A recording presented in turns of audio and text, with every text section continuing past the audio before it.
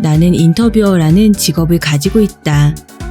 이 일을 하면서 거물급 정치인, 기업 CEO, 연예인부터 평범한 가정주부와 10대 학생, 90대 노인에 이르기까지 2,000명이 넘는 사람들과 대화를 나누었다.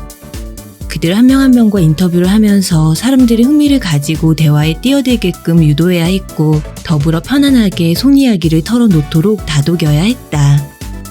대화가 어딘가에 걸리거나 멈추지 않고 즐겁게 흘러가도록 만드는 것이 바로 나의 일이다. 많은 이들이 나를 찾아와 상담을 하고 난다. 남들과 즐겁게 대화를 나누는 비결을 알려달라고 청하기도 하고, 때로는 대화 공포증을 호소하기도 한다. 남과 눈을 맞추기가 어렵다. 몸에 땀이 젖을 정도로 긴장을 잘한다. 남이 나를 어떻게 볼까 걱정이다. 침묵이 무섭다. 무슨 말을 해야 할지 모르겠다.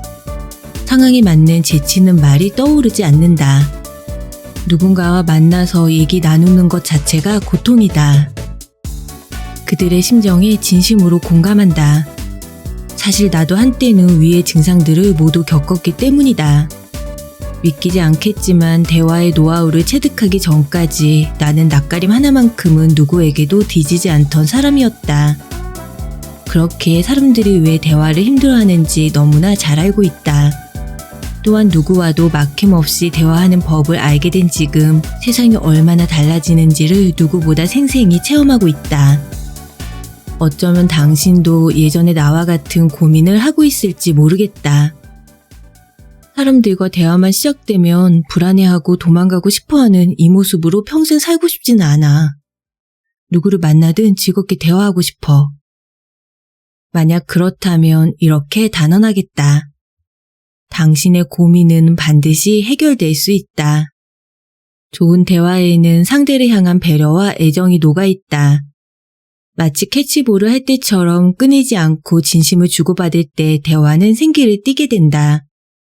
이 책에서는 우리들 안에 이런 의도를 가장 매력적이고도 구체적인 방식으로 표현할 방법을 하나하나 찾아 나가고자 한다. 애정이 담긴 대화는 삶을 바꾼다. 둘도 없는 친구들과 마음을 나누게 될 것이고 최고의 파트너, 수많은 조력자들, 취미생활을 함께 누리는 좋은 동료들이 당신 주위에 모여들 것이다. 혼자 고군분투하던 때보다 꿈도 행복도 목표도 훨씬 가깝게 다가오리라. 무엇보다 자기 자신을 바라보는 시선에 자신감이 가득 실릴 것이다. 인생은 한 번뿐이다. 대화가 서툴다는 이유로 나만의 작은 껍데기 안에 갇혀 살 것인가, 아니면 많은 이들과 마음을 나누며 가능성으로 가득한 바깥 세계로 날개짓 할 것인가. 선택은 당신의 몫이다. 그리고 당신의 선택에 따라 이 책은 둘도 없는 응원단이자 조언자가 되어 줄 것이다. 맞장구, 앵무새에게 배우라. 경계심을 허무는 앵무새 화법. 앵무새 화법이란 이름 그대로 상대방의 한 말을 그대로 반복해서 돌려주는 대화법이다. 이번 연휴에 어디 다녀오셨어요? 아내와 제주도에 갔다 왔습니다. 제주도에 다녀오셨어요? 네, 제주도가 봄에 유독 좋다고 해서요. 둘레길을 걸어본 건 이번이 처음이었습니다. 둘레길에 처음 가보셨군요. 이런 식으로 상대방의 말을 반복하는 것이다. 방법은 간단하지만 상대방은 이 사람이 내 이야기를 잘 듣고 있구나 라고 느끼게 된다. 필자도 업무상 인터뷰를 할 때면 이 앵무새 화법을 자주 쓴다. 그저 네, 그렇군요 라고만 맞장구를 칠 때보다 지금 당신의 이야기에 집중하고 있습니다. 이해가 잘 됩니다. 라는 느낌을 분명히 전달할 수 있기 때문이다. 그러면 인터뷰 대상도 경계심을 쉽게 허물고 자신의 이야기를 적극적으로 꺼내 보인다. 누군가에게서 감사합니다 라는 인사를 받을 때 가장 흔한 답인사는 아닙니다, 별말씀을요 일 것이다. 겸손의 표현이긴 하지만 아닙니다 라는 대답에는 상대의 마음을 돌려 세운다는 부정의 의미가 담겨 있다. 여기에 앵무새 화법을 적용하면 긍정의 의미를 전달하여 한층 부드러운 분위기를 만들 수 있다. 똑같은 상황에서 저야말로 감사드립니다 라고 말해보자. 습관적으로 사용하는 별말씀을요 보다 더 기분 좋은 여운을 남길 것이다. 상대방이 부정적인 말을 내뱉었을 때도 앵무새 화법은 효력을 발휘한다. 아이고 허리야. 휴 힘드네. 하고 누군가가 탄식했을 때 에이 엄살은 뭐가 그렇게 맨날 힘드냐? 하고 반박하면 대화를 잇고 싶은 마음을 막아버리고 만다. 그럴 때는 허리 아파? 힘들구나? 처럼 앵무새 화법을 사용해보자. 자신의 말을 되돌려주면 누구든 이 사람이 내 아픔을 알아주는구나 하고 위안을 받는다. 여러 사람을 동시에 수다쟁이로 만드는 법. 상상력을 자극하는 만약의 화법. 만약 다시 태어난다면 어떤 일을 하고 싶으세요? 만약 한 가지 소원을 이룰 수 있다면 어떤 소원을 말할 건가요? 만약 학자가 된다면 어떤 분야를 다루고 싶으세요? 누군가의 내면을 슬쩍 엿보려면 만약에로 시작하는 질문이 제격이다. 현실과는 닿아 있지 않은 이런 질문들은 상상력을 자극하여 대화를 풍성하게 만드는 데 톡톡한 감초 역할을 한다. 만약 딱 한 달 동안 휴가를 누릴 수 있다면 뭘 하실래요? 한번 생각해보라. 당신이라면 아무 조건 없이 주어지는 한 달의 휴가를 어떻게 보낼 것인가? 배낭을 짊어지고 실크로드로 여행을 가보고 싶네요. 하와이에서 서핑을 실컷 하는 거죠. 고향에 간 지 오래됐어요. 부모님과 지내고 싶습니다. 책을 산더미처럼 쌓아놓고 하루 종일 뒹굴뒹굴 하면서 읽을래요. 저마다 다양한 답을 생각해내면서 눈빛이 반짝일 것이다. 그리고 이들이 내놓는 대답에는 평소에 잘 볼 수 없던 그 사람의 일면이 드러난다. 조용하고 소극적인 사람이 누구보다 정열적인 속마음을 슬쩍 들춰 보일 수도 있고 늘 생각 없이 놀기만 하던 것 같던 사람에게 의외로 견실한 목표가 있음을 알게 될지도 모른다. 그저 가벼운 대화 소재 같지만 만약에로 시작하는 질문은 때로 한 사람의 성격이나 가치관을 가늠하는 수단이 된다. 업무적으로나 사적으로 파트너와 호흡을 맞출 때도 한 번쯤 이런 질문을 시도해보면 좋을 것이다. 만약이 들어가는 질문을 자연스럽게 던지는 팁은 최신 뉴스나 주변의 화제거리를 섞는 것이다. 이를테면 저번 주에 로또 당첨자가 나오지 않아서 이번 주 당첨금이 엄청 클 거래요. 누구 씨는 당첨되면 뭘 하시겠어요? 하는 식이다. 혹은 자신의 생각을 먼저 밝혀서 운을 띄우는 방법도 있다. 아이들은 방학이 있어서 좋겠어요. 회사도 한 달 동안 방학을 하면 참 좋을 텐데 저라면 한 달 내내 요리 강습을 바짝 받겠어요. 한식, 중식, 양식을 다 마스터하는 거예요. 누구시라면 뭘 하실래요? 이렇게 대화 분위기를 조성하면 그리 가깝지 않은 사이일지라도 마음을 쉽게 열 수 있다. 특히 공통의 관심사가 분명치 않은 회식 자리 등에서는 이런 질문이 분위기를 달아오르게 한다. 여럿이서 대화를 나눌 때 10중 8구 분위기를 띄울 수 있는 방법이 있다. 바로 정답이 없는 질문을 던지면 된다.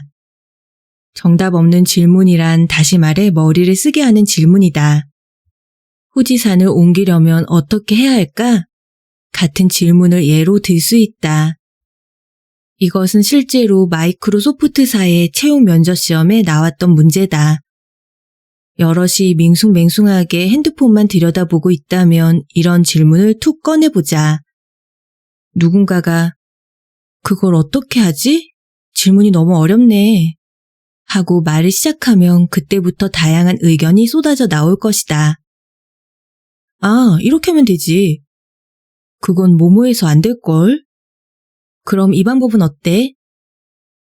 실제로 산을 옮기는 방법을 고민하는 사람, 산이 움직이는 것처럼 보이는 트릭을 생각하는 사람, 일찌감치 백기를 드는 사람, 질문의 트집을 잡는 사람, 남의 의견에 핀잔을 주는 사람. 이야기는 끝이 나지 않는다. 다음과 같은 문제들도 사람들의 주의를 환기하는 데 안성맞춤이다. 잘 들어봐. 어떤 사람이 이렇게 말했어. 나는 거짓말쟁이다. 그래서 방금 거짓말을 했다.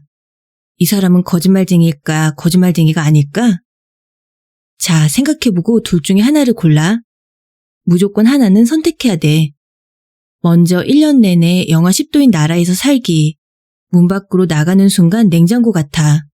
또 하나는 1년 내내 섭씨 40도인 나라에서 살기.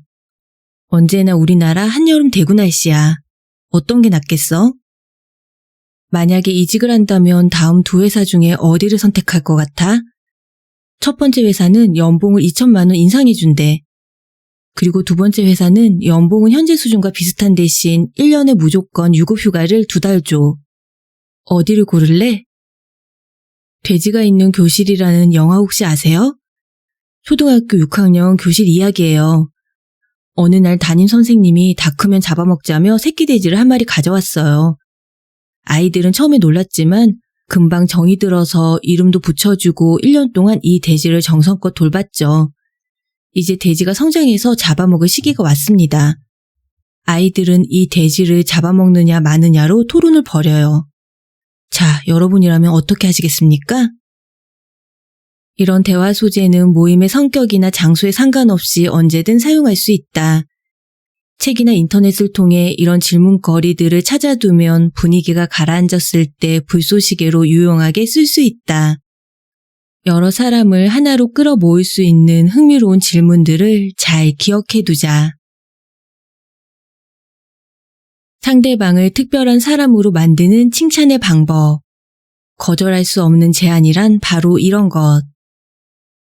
너밖에 없다. 너뿐이야. 너는 특별해. 달콤한 사랑 고백 같은 이 말들은 비단 남녀 사이뿐 아니라 세상의 어떤 관계에서도 효력을 발휘한다. 당신은 그 누구와도 다르다. 나는 당신을 특별하게 생각한다. 이러한 고백은 듣는 이에게 특별한 위상을 부여하여 아찔하게 취하게 만드는 힘이 있다. 이번 기획서 작성에 힘 좀 써줘. 아무리 생각해봐도 자네밖에 적임자가 없어. 네가 고른 옷들은 뭔가 달라. 너만의 분위기가 있는 것 같아. 쇼핑할 때 같이 가줄래? 만약 누군가에게 이런 부탁을 받는다면 거절하지 않을 재주가 있을까? 그 사람을 위해 발벗고 나서야겠다는 마음이 들지 않을까? 날 이렇게까지 특별하게 생각했었나? 하고 감동하는 사람도 있으리라. 가까운 사람들에게 너뿐이라는 고백을 아끼지 말자. 뭔가를 부탁할 때 단순히 의견 좀 부탁드립니다. 라는 말 대신 누구씨 의견을 꼭 듣고 싶습니다. 라고 얘기하면 아마 하던 일을 놓고서라도 부탁을 들어줄 것이다. 약속을 할 때도 마찬가지다. 그 유명한 레스토랑 한번 가볼래? 대신 너랑 꼭 한번 가보고 싶은 레스토랑이 있어. 라고 말한다면 어떨까? 그리 좋아하는 메뉴가 아니더라도 선뜻 따라 나설 것이다. 원래 요리 거의 안 하는데 오늘 널 위해서 한번 도전해볼게. 이런 말은 진짜 너한테밖에 못하겠다. 그 영화 너랑 보려고 아껴뒀지. 사람들은 서로 가깝고 친한 사이일수록 굳이 마음을 표현하려 하지 않는다. 일일이 말하지 않아도 다 알 텐데 뭘 낯간지럽게 하고 생각하기 때문이다. 하지만 말로 전하지 않으면 알 수 없는 것들이 세상에는 많다. 애정 표현에 서툰 사람이라면 너뿐이라는 고백을 대화의 앞뒤에 자연스럽게 섞어보자. 관계 밀도가 달라질 것이다. 그러고 보니 땡땡사의 사장이 자네를 칭찬하더군. 똑똑하고 눈치가 빠르다면서 우리 회사에도 저런 유능한 인물이 필요해라고 하더라고. 그 사장이 누굴 칭찬하는 건 아주 드문 일이야. 만약 직장 상사에게서 이런 이야기를 들었다면 어떤 기분이 들까? 회사 복도에서 혼자 폴짝 뛸 만큼 기쁘지 않을까? 인간은 누구나 칭찬받기를 좋아한다. 특히 누군가를 통해 전해 듣는 칭찬은 기쁨이 배가 된다. 직접 얼굴을 맞대고 하는 칭찬은 거칠해일 수 있지만 자기가 없는 자리에서 나온 칭찬은 진심이라고 믿을 수 있기 때문이다. 칭찬을 전해 들으면 칭찬을 한 당사자뿐만 아니라 그 말을 전해준 사람에게까지 호감을 느끼게 된다. 이것이 인간의 보편적인 심리다. 그러니 누군가에게 호감을 사고 싶다면 주변에서 들리는 좋은 소문을 아낌없이 전해주자. 예를 들어 A에게서 B를 소개받아 만났다고 해보자. A가 그러던데요? B씨는 사람이 시원시원해서 주변 사람들, 특히 여자들한테 인기가 많다고요. A한테서 B씨의 활약상을 자주 들었습니다. 이렇게 유능한 영업사원을 소개받다니 영광입니다. 인사를 나누는 도중에 이렇게 전해들은 이야기를 슬쩍 끼워 넣는 것이다. 아마 B의 얼굴에 한순간 화색이 도는 것을 보게 되리라. 경계심 없이 다가서는 당신에게 호감을 느끼는 것은 물론이다. 시작부터 유쾌한 만남이니 그 이후 진행하는 일은 일사천리로 풀릴 가능성이 크다. 칭찬 전달하기에 또 한 가지 이점은 서로를 잘 아는 공통의 지인이 일종의 보험 역할을 한다는 것이다. 서로를 연결해주고 칭찬까지 공유하는 사람의 얼굴을 생각해서라도 예의를 갖추고 일 처리에 더 꼼꼼히 신경을 쓰게 된다. 상대방을 칭찬할 때는 그 사람도 당연하다고 여기는 장점이 아니라 나한테 그런 면이 있었다고? 그런 부분도 칭찬거리가 되는구나 싶은 측면을 건드리는 편이 효과적이다.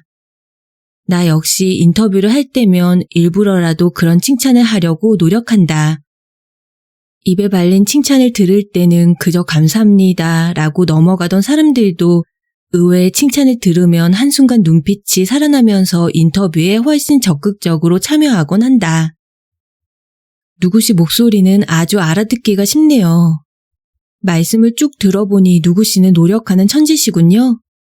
믿고 맡겨야 한다는 신념을 실천하기 때문에 직원들의 존경을 받으시나 봅니다. 뜻밖의 장점을 발견하려면 평소 그 사람에게 관심을 가지고서 뭘 열심히 하는지 어떤 것에 의미를 두는지 주목하면 도움이 된다.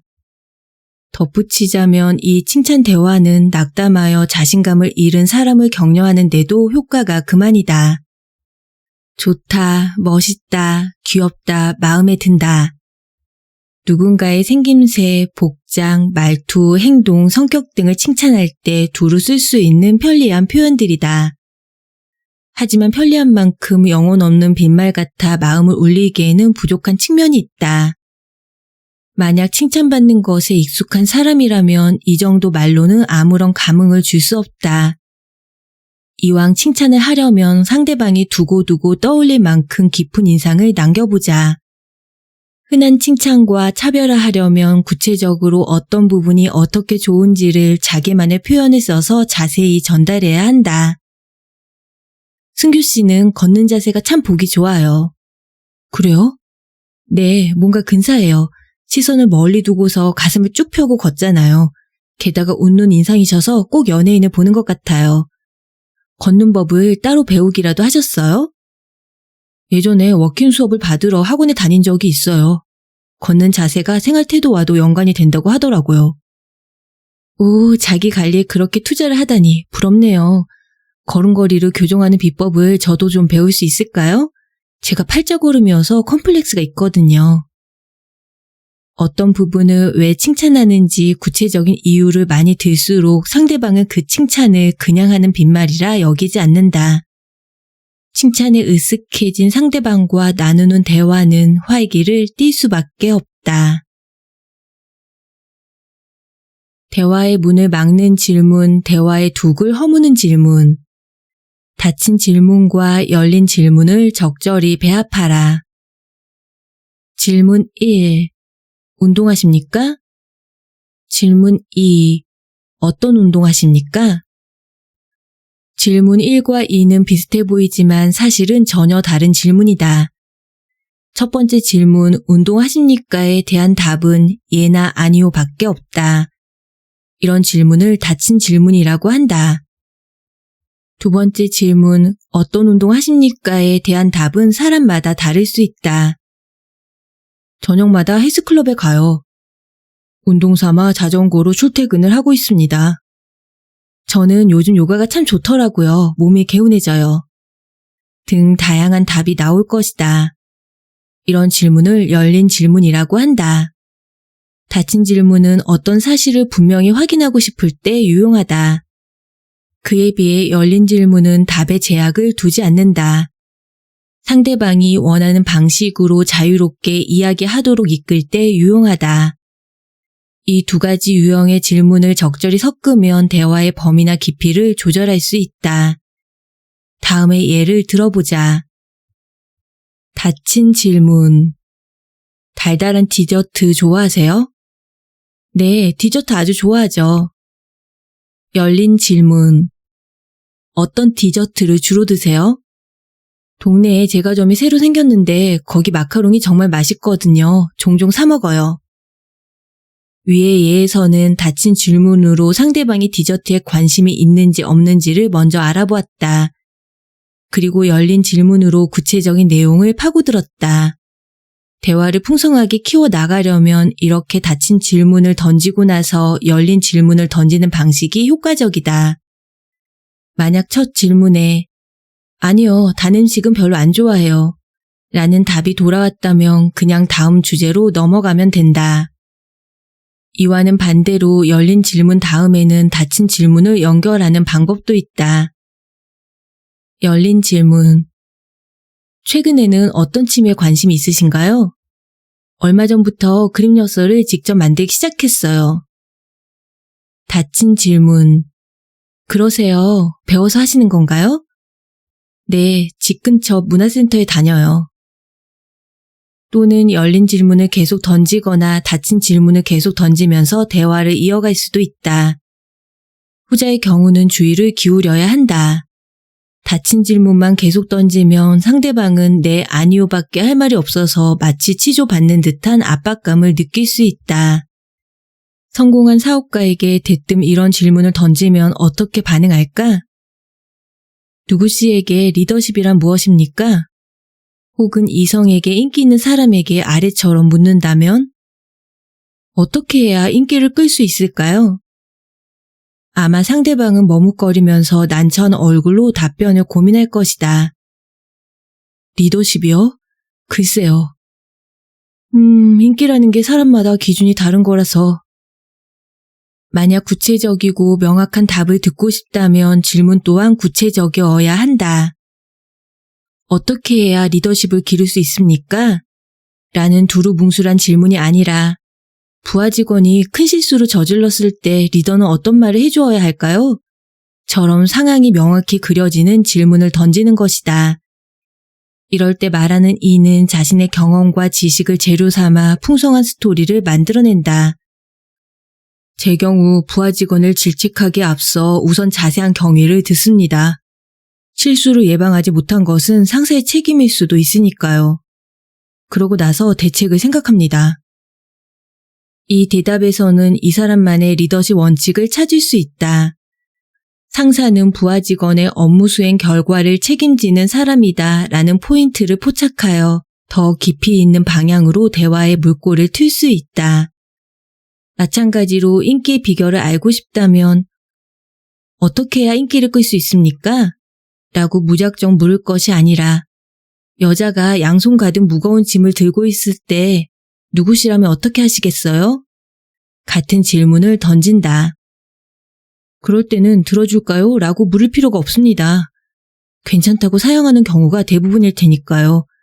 그냥 제가 들어드릴게요 하면서 절반 정도를 쓱 들고 앞장서는 게 제일 좋아요.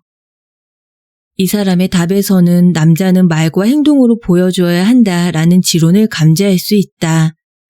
과감한 행동으로 여성들의 마음을 사로잡은 사례를 더 물어보거나 반대로 행동을 먼저 하고 나섰다가 실수한 적은 없는지 물어볼 수도 있을 것이다.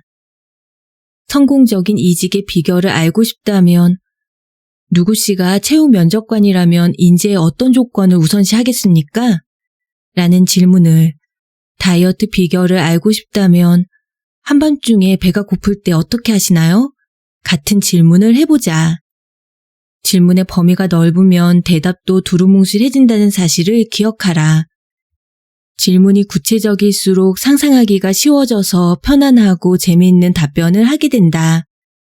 망망대해 한가운데 무작정 그물을 던질 때에 비해서 원하는 방향의 정보를 어망 가득 걷어들일 수 있을 것이다. 시드는 대화에 물을 주는 법. 대화의 랠리는 초반이 중요하다. 어느 쪽에 사세요? 땡땡동이요. 아, 예. 네. 대화가 금방 끝나버리는 사람들은 대개 하나의 소재로 한두 번 밖에 말을 주고받지 못한다. 테니스에 비유하면 랠리는 시작도 하지 못하는 꼴이다. 풍선을 불 때는 처음이 제일 중요하다. 고무가 푹 하고 늘어나는 순간까지는 강한 숨을 불어 넣어야 한다. 대화도 그렇다. 처음에 힘을 실어야 한다. 앞에 대화에서 상대방이 땡땡동이요 라고 답했을 때 대화가 바람 빠진 풍선이 되지 않도록 숨을 불어넣는 방법은 다양하다. 그 동네는 무슨 지하철역과 가까워요? 하고 동네에 대해 좀 더 깊이 물어보거나 땡땡동이라면 저도 몇 번 가본 적 있어요. 거기 땡땡거리가 유명하지 않아요? 하고 자신의 경험을 나누면서 상대의 대답을 유도할 수도 있을 것이다. 핵심은 대화가 시들지 않고 더 크게 자라나도록 기반을 다져야 한다는 점이다. 대화가 끊이지 않고 이어지도록 하려면 대화의 랠리 도중 상대방이 쉽게 받아낼 수 있는 공을 던져야 한다. 처음부터 강한 서브를 넣거나 예고 없이 스매싱을 날리면 상대가 제대로 받아내지 못해 대화가 주저앉고 만다. 쉽게 받아낼 수 있는 공의 대표적인 예로 경험담을 들 수 있다. 남에게 사적인 정보를 드러내는 행위를 심리학 용어로 자기 노출이라고 한다. 자신의 경험을 말하는 것은 자기 노출의 한 가지 방법이다. 자기 노출은 한번 시작되면 연쇄 반응을 일으키는 성질이 있다. 다시 말해 내가 먼저 나를 노출하면 상대방도 덩달아 마음을 열고 자신을 드러낸다는 이야기다. 아래의 대화처럼 말이다. A. 일기예보를 보니까 오늘 저녁에 소나기가 내릴 수 있대요. 혹시 몰라 접이식 우산을 챙겨왔습니다. B. 우산은 역시 접이식이 편해요. 얼마 전에 장우산을 가지고 나왔다가 깜빡하고 전철에 두고 내렸거든요. 하는 수 없이 우산을 또 샀는데 그렇게 잃어버린 우산이 꽤 돼요. A. 저도 그런 적 많아요. 예전에 명화가 그려진 큰 장우산을 비싼 돈 주고 샀는데 들고 나간 날 바로 잃어버렸어요. 그때 이후로는 쭉 접이식 우산을 써요. A가 접이식 우산 이야기를 꺼내자 B는 우산을 전철에 두고 내린 자신의 경험담으로 받아쳤다. A 역시 맞장구를 치며 자연스럽게 자신의 경험을 털어놓았다. 장우산을 잃어버린 실수담을 공유한 A와 B. 두 사람의 심리적 거리는 이전보다 몇 걸음쯤은 가까워졌을 것이다. 회사 점심시간에 음식점에서 메뉴를 고르는 중이라고 상상해보자. 옆에서 동료가 이렇게 말문을 열었다면 어떤 답을 할 수 있을까? 나는 제육덮밥으로 할래요. 이건 언제 먹어도 참 맛있어요. 상대방이 어떤 말을 해올 때 자신의 경험을 살짝 더해서 부담 없이 받을 수 있게 해주면 대화가 무르익는 건 순식간이다. 여기에서는 제육볶음이나 덮밥에 관한 어떤 경험담이든 좋다. 그러게 신기하죠? 다른 음식은 자주 먹으면 물리는데 여기 제육덮밥은 먹을 때마다 맛있더라고요. 생각해보면 일주일에 한두 번은 꼭 먹는 것 같아요. 만약 마땅한 말이 떠오르지 않는다면 남의 경험을 끌어와도 좋을 것이다. 내 친구 중에도 덮밥을 유난히 좋아하는 애가 있어요. 한 번은 불고기 덮밥을 포장해서 버스 정류장에 앉아있는데 차가 너무 안 오더래요. 애는 고프고 밥은 식어가고 그래서 그냥 정류장에 앉아 덮밥을 먹어버렸대요. 정말 대단한 녀석이에요. 경험이 아닌 토막 상식이 떠오를 수도 있다. 제육하니까 생각나네요. 고기를 부드럽게 하려면 키위를 넣는 게 좋대요. 어떤 내용이든 서로 힘들이지 않고 편안하게 주고받을 수 있는 이야깃거리라면 오케이다. 오늘은 자전거로 왔네? 응. 그래. 평소와 달리 자전거를 타고 온 당신에게 상대방이 아는 척을 해온다. 그런데 응이라고만 짧게 답하고 만다면 그 사람은 어떤 기분이 들까? 기껏 말을 걸었는데 정적이 흘러서 아마 민망해할 것이다. 혹은 달리 이어갈 말을 찾지 못해 당황할지도 모른다. 응이라는 짧은 한마디는 대화의 흐름을 막아버린다. 조금만 생각해보면 그 뒤에는 얼마든 다양한 이유나 설명을 덧붙일 수 있다. 응, 운동 부족인지 요즘 3kg이나 쪄서 말이야.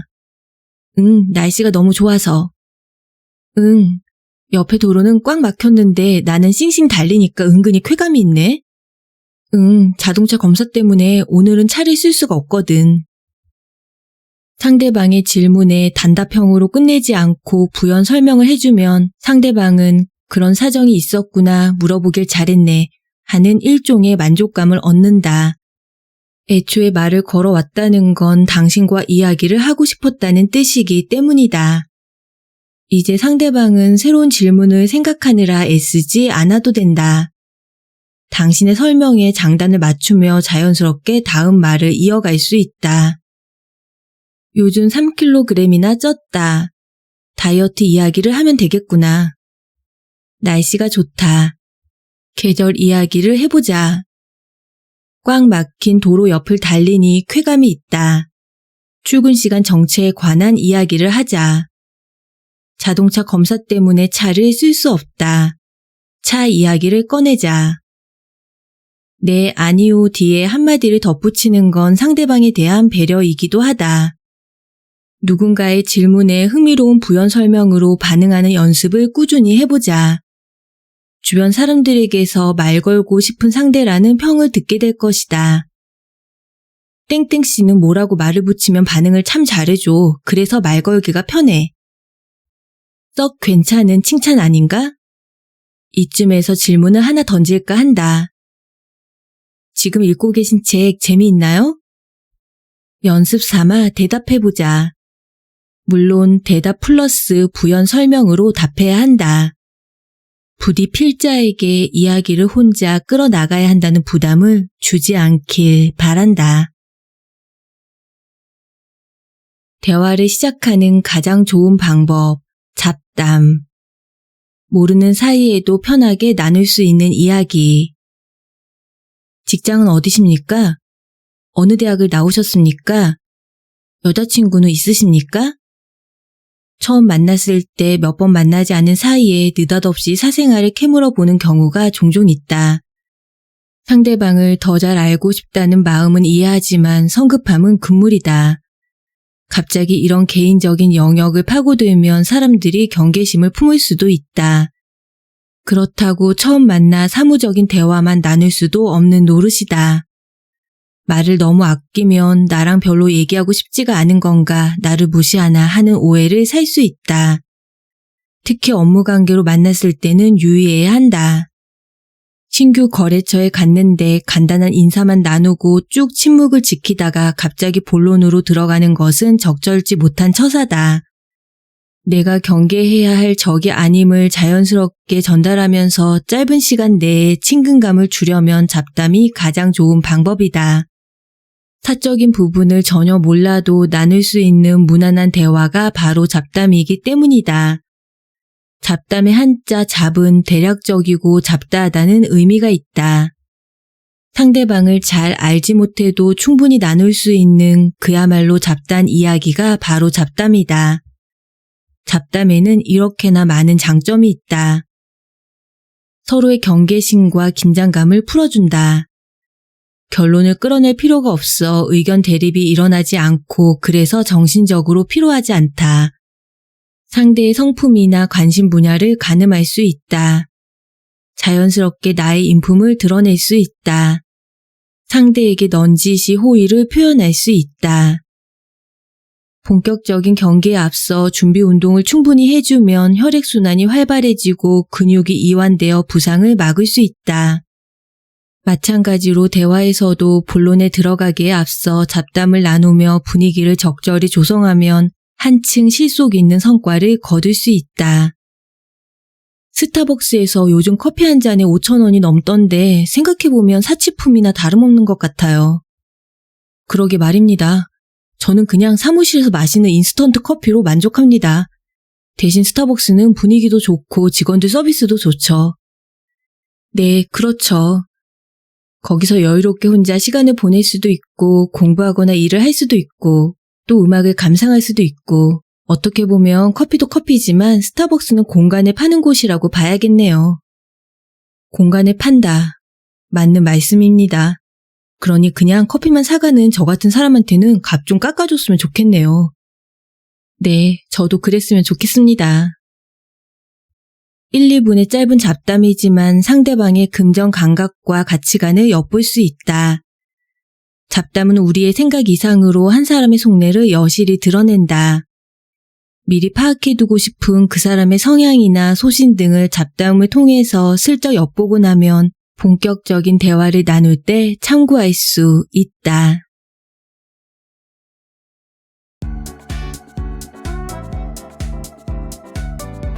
오늘 설의 책방에서 여러분과 함께한 책은 야마구치 다쿠로 지음, 김현영 옹김 센시오 출판, 어색함 없이 부드럽게 대화를 이끌어가는 기술이라는 부제가 붙은 잠시도 말이 끊기지 않게 하는 대화법입니다.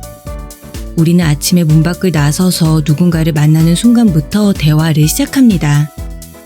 하루의 시작과 함께 어김없이 따라붙는 이 대화가 솔직히 부담스럽고 힘든 경우도 많이 있죠. 20년간 정치인, CEO, 10대 학생부터 90대 노인까지 2,000명이 넘는 사람들을 인터뷰하며 다양한 상황을 겪고 대화의 요령을 터득한 저자는 이 책에서 말 잘하는 사람은 3초 이상 말이 끊기지 않는다고 설명하면서 상대방이 저절로 말하게 만드는 앵무새 대화법, 상대방을 특별한 사람으로 만드는 칭찬 대화법, 대화의 둑을 허무는 질문 대화법 등 간단하고 직관적이어서 지금 당장 써먹을 수 있는 방법들을 소개하고 있습니다. 편안하고 즐거운 대화란 내 말을 쏟아내는 대화가 아니라 상대방의 말을 끌어내는 대화일 것입니다. 또한 남을 휘두르는 대화가 아니라 서로를 북돋는 대화일 것입니다. 좋은 대화에는 상대를 향한 배려와 애정이 녹아 있어야 하는 것이죠. 마치 캐치볼을 할 때처럼 끊기지 않고 진심을 주고받을 때 생기를 띠는 대화를 통해 인간관계 속에서 더욱 행복하고 활기찬 인생을 만들어 나가는 우리 모두가 되었으면 좋겠습니다. 오늘도 끝까지 함께 해주셔서 감사합니다. 행운과 행복이 넘치는 하루 보내시고 따뜻하고 여유로운 밤시간 되시길 바랍니다. 세상은 뷰티풀, 인생은 원더풀. 당신이 최고입니다.